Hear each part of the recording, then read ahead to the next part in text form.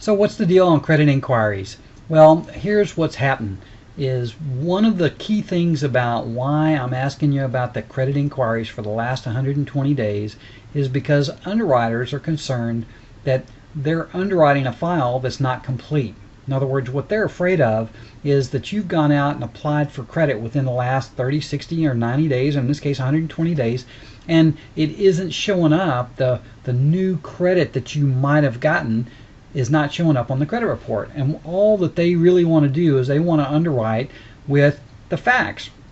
So one of the things that they do is they require that we explain and write a letter explaining that no new credit other than what's on the credit report has been extended to you, so that they can measure the debt ratio properly. So this is what the form of the credit inquiries looks like on your credit report. And as you can see, in this particular case, there are a lot of them. Now they will want an explanation on each one of these. Now I will tell you that each one of these pulls, see all pulled in 912, the Credit Technologies, Nations Reliable, CR Technique, that's all one pull. It's a TransUnion, an Equifax, and an Experian pull. So you can write the same explanation for all three of them.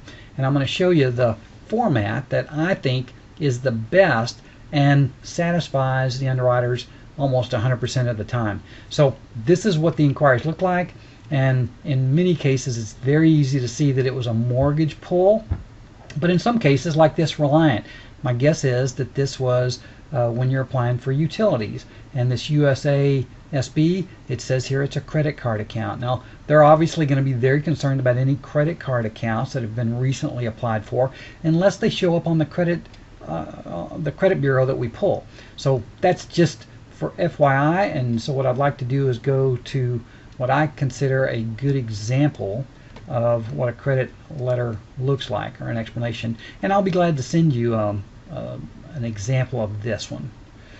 Alright, so here it is. It's an inquiry example. In this particular case, I'm doing this on October 17th, and it basically says, to whom it may concern. Here is my explanation in regard to the inquiries that show up on my credit report in the last 120 days. Now what I've done is I've listed each one of them by date, by the label that they have on the inquiry list that shows up on the credit report. So you can just check these off one at a time and go down the list.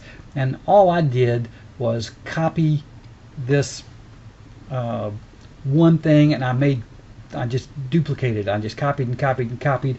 I did change the dates, and in some cases I changed how it reads on the credit bureau, because I want it to coincide. I want it to be really easy for the underwriter to be able to check this off their list, because all it is just something that they check off their list. On a couple of them, I wanted to go and show you an example here, is that most of these are mortgage inquiries and no additional credit was extended. It's very important that you put in that line, no additional credit was extended.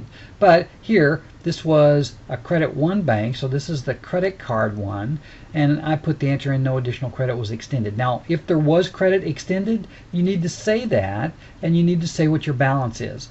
USAA, no additional credit was extended. Well, guess what? There may have been, so I left that blank. You need to explain what those are. And then Reliant, I use this one as one that the credit report already shows this, so the credit already shows up on my existing credit report. It's account number, blah, blah, blah, blah, blah.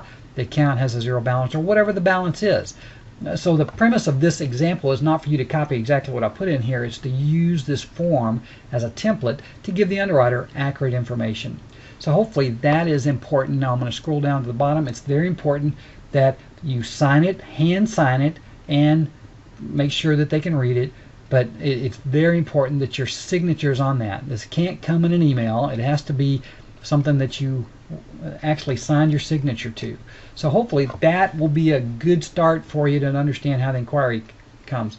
Now hopefully you're not going to have this many inquiries, but if you do, now you know exactly what the underwriter is looking for. So that's it for credit inquiries.